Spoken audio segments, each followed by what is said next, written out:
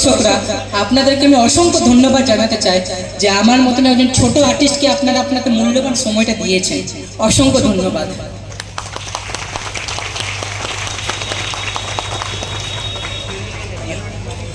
Audition experience বলতে খুব ভালো ছিল।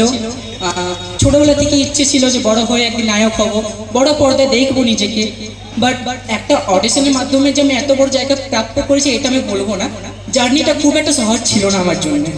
অডিশন দিয়েছি, সিলেক্ট করেছিল আমাকে, মাঝে প্রচণ্ড hardworking, workshop, classes, acting class নানান ধরনের নিয়ে দেন আমাকে সিলেক্ট করা হয়েছে যে হ্যাঁ তুমি পারবে বলে।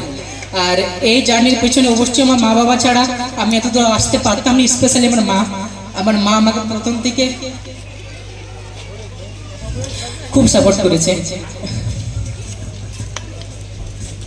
মুভি শুটিং এর সময় কোনো ফান ইনসিডেন্ট যেটা তোমার সবথেকে বেশি মনে পড়ে? ফান বলবো না, বাট ইন্টারেস্টিং বলবো। হয়তো দেখবেন একটু পরে হয়তো আমার ট্রেলার প্রোমো একটা শর্ট ছিল যেখানে আমাকে ট্রেন থেকে নামতে হয়েছিল। সেটা অরিজিনাল সেট না, অরিজিনাল ট্রেন থেকে। ডিরেক্টর স্যার বলেছিলেন আমাকে, শুভজিৎ 1 টেকে 1 শটে তোকে দিতে হবে, এরপর ট্রেন মিস গেলে কিন্তু সে সন্ধ্যা 7টা কিন্তু তখন টেক আপ হয়ে যাবে।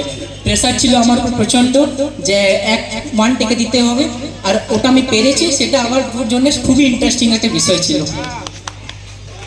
দ্যাটস গ্রেট শুভজিৎ, তোমাকে আমি এখন অডিয়েন্সে যে বসতে অনুরোধ করব এন্ড আমরা কন্টিনিউ করব আমাদের নেক্সট পারফরম্যান্সেস। Thank you so much Subhajit, we are extremely proud of you.